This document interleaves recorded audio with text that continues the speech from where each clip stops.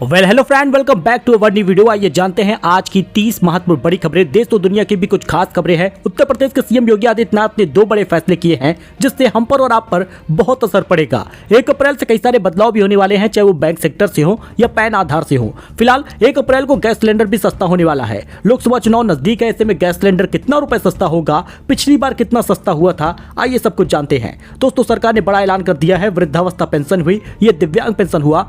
1 अप्रैल से 45 रुपए मिलेगा। किन लोगों को मिलेगा, किनको नहीं मिलेगा, क्या कारण है, आइए सब कुछ जानते हैं। वहीं पर गोल्ड सिल्वर प्राइस में भी बड़ा झटका लगा है आम नागरिकों को। कई सारे अपडेट है, नई जानकारी है, जानेंगे एक एक करके। आप हमारे साथ इस वीडियो में अंत तक बने रहिएगा। तो चलिए शुरू करते हैं।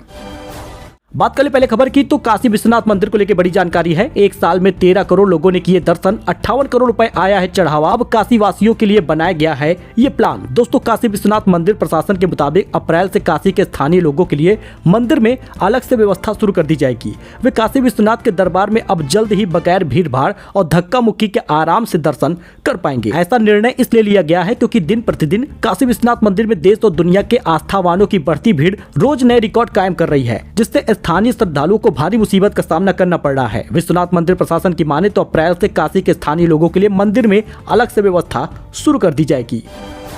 वह इस शहर में अप्रैल से लगेगा रेन टैक्स। जानिए क्यों सरकार ने उठाया है बड़ा कदम। जी हां, आपने अभी तक तो सुना होगा कि इनकम टैक्स लगता है, गुड्स एंड सर्विस टैक्स लगता है, वाटर टैक्स लगता होगा, हाउस टैक्स लगता होगा और टोल टैक्स भी आपने सुना होगा, और इसके लिए पेमेंट भी देना पड़ता है। तो सबसे पहले दिमाग में यही सवाल गूंजेगा कि रेन टैक्स क्यों लगेगा। इस सवाल का जवाब मिलेगा, लेकिन सबसे पहले आप जान लीजिए कि रेन टैक्स दुनिया में किस शहर में लगने वाला है। कनाडा में अगले महीने से लोगों को रेन टैक्स देना पड़ सकता है। कनाडा का टोरंटो शहर या एक नए प्रकार के टैक्स को लागू करने का विचार कर रहा है। इसका उद्देश्य तूफानी जल प्रबंधन की समस्या को दूर करना है। टोरंटो सरकार की आधिकारिक वेबसाइट के मुताबिक म्युनिसिपल अथॉरिटी रेन टैक्स लागू करने का विचार कर रहा है और इसे अगले महीने यानी अप्रैल से ही लागू करने की योजना बनाई गई है।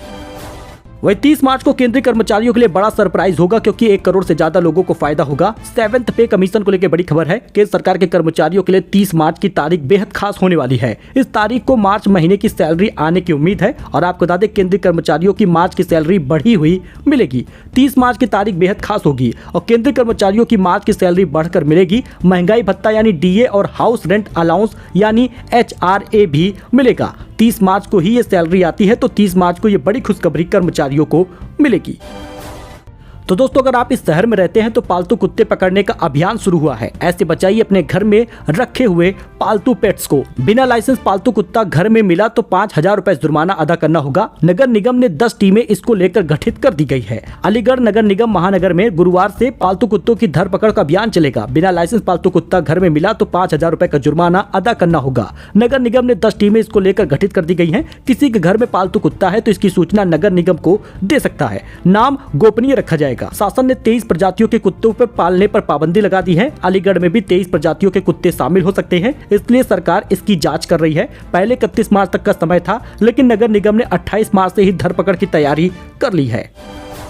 तो प्रति यूनिट 2 किलो गेहूं और 3 किलो चावल मिलता रहेगा। आपको बता दें दोस्तों, बड़ी खुशखबरी है। दरअसल आपको बता दें, अब जिला पूर्ति अधिकारी रामेंद्र प्रताप सिंह ने बताया है कि राष्ट्रीय खाद्य सुरक्षा अधिनियम के तहत पात्र गृहस्थी परिवारों को उनके कार्ड पर मई माह के लिए प्रति यूनिट 2 किलोग्राम गेहूं और 3 किलो चावल उपलब्ध कराया जाएगा। दरअसल आपको बता दें, अप्रैल महीने का राशन जो है वो 10 अप्रैल से मिलेगा और जो मई का राशन है वो लगभग 10 से 12 मई को मिलेगा। लेकिन गोरखपुर वालों को इस बात की दिक्कत आ रही थी कि उनको यूनिट के हिसाब से राशन कम दिया जा रहा था। कभी गेहूं 1 किलो दे दिया जा रहा था तो कभी चावल 2 ही किलो मिलता था, यानी यूनिट में उनका राशन काटा जा रहा था, जिसकी वजह से अब खाद्य विभाग ने यह ऐलान कर दिया है। अगर आप भी उत्तर प्रदेश के किसी भी जिले में रहते हैं तो आपके लिए बड़ी खुशखबरी है क्योंकि अब आपको पूरा राशन मिलेगा। अभी सरकार 1 यूनिट पर 2 किलो गेहूं देती है और 1 यूनिट पर 3 किलो चावल मिलता है और कुछ जगहों पर ज्वार बाजरा मिलता है। इस वजह से गेहूं में कमी की जाती है। लेकिन जिन जिलों में ज्वार बाजरा का वितरण नहीं होता उन जिलों में 1 यूनिट पर 2 किलो गेहूं और 3 किलो चावल का वितरण होगा और इसमें कोई भी कटौती नहीं होगी। यानी अगर आपके राशन कार्ड में 5 लोग हैं तो पूरा 25 किलो राशन मिलेगा।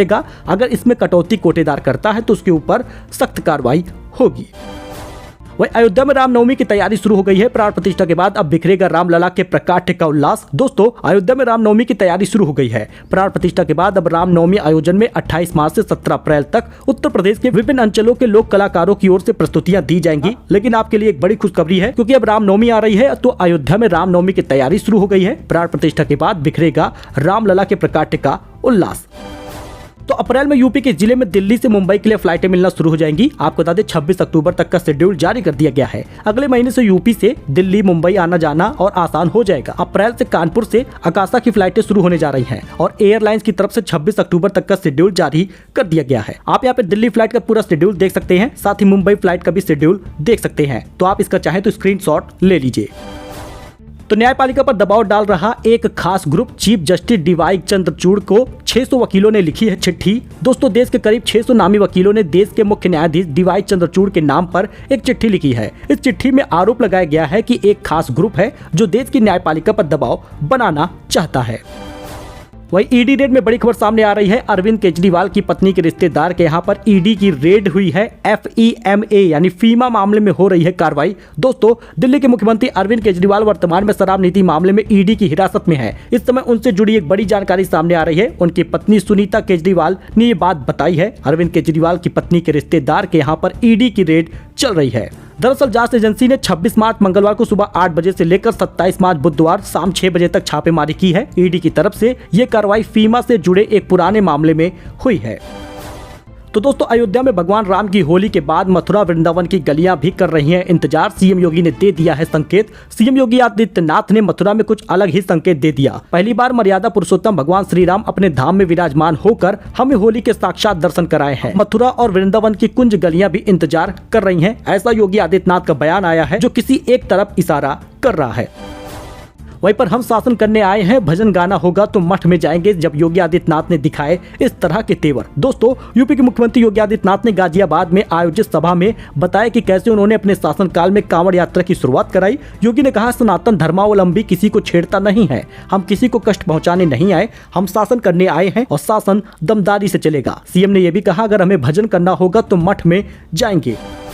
तो यूपी बोर्ड की कॉपियां लगभग 91% जांच ली गई हैं। प्रदेश के 56 मूल्यांकन केंद्रों पर मूल्यांकन कार्य पूरा हो गया है। 31 मार्च तक जारी रहेगी जांच की प्रक्रिया और उसके बाद अप्रैल महीने में रिजल्ट आ सकता है। अभी तक 91% कॉपियों का मूल्यांकन हो चुका है। प्रदेश के 259 मूल्यांकन केंद्रों पर हाई स्कूल और इंटरमीडिएट की कॉपियों का मूल्यांकन हो रहा था, लेकिन इसमें 56 ऐसे केंद्र हैं जहां पर मूल्यांकन का कार्य समाप्त हो चुका है। ऐसे में ये बात बताई जा रही है कि जल्द ही अप्रैल महीने में यूपी बोर्ड का रिजल्ट आ सकता है।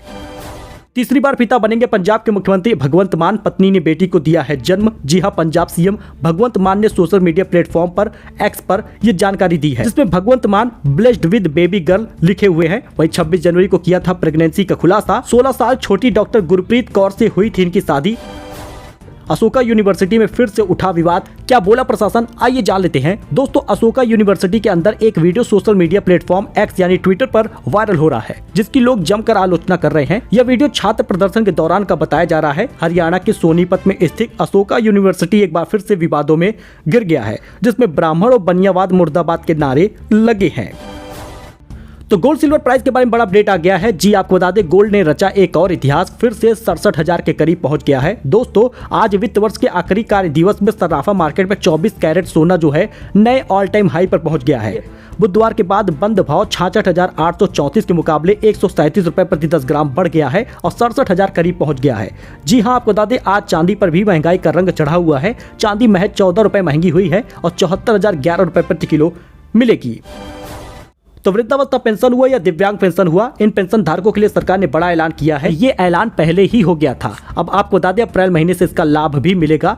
दरअसल पेंशनरों के लिए बड़ी खुशखबरी है। अगर आप दिव्यांग पेंशन पाते हैं, निराश्रित महिला पेंशन पाते हैं या फिर बुजुर्ग महिला का पेंशन पाते हैं, तो अब आपको 1500 रुपए हर महीने के हिसाब से मिलेगा। महिलाओं की पेंशन को बढ़ाकर 1500 रुपए प्रति माह कर दिया गया है। अब हर 3 महीने में लाभार्थियों के खाते में समाज कल्याण विभाग द्वारा 4500 रुपए की पेंशन भेजी जाएगी। आप यहाँ पे देख सकते हैं, जी न्यूज पर यह जानकारी दी गई है जो आपके साथ हम शेयर कर रहे हैं। पेंशन पाने वाले लोगों के लिए बड़ी खुशखबरी है। सरकार ने पेंशन बढ़ा दी है। अब सरकार इसमें से फिर से 100 रुपए का इजाफा करते हुए कुल 1500 रुपए कर दिया है। यानी कि आने वाले अप्रैल महीने में नया वित्त वर्ष भी चालू हो जाएगा और उसके बाद से अप्रैल महीने का पेंशन जुड़ता जाएगा। यानी अप्रैल, मई और जून का जब पेंशन आपको मिलेगा जून के दूसरे सप्ताह में, तो आपको कुल 4500 रुपए मिलेगा।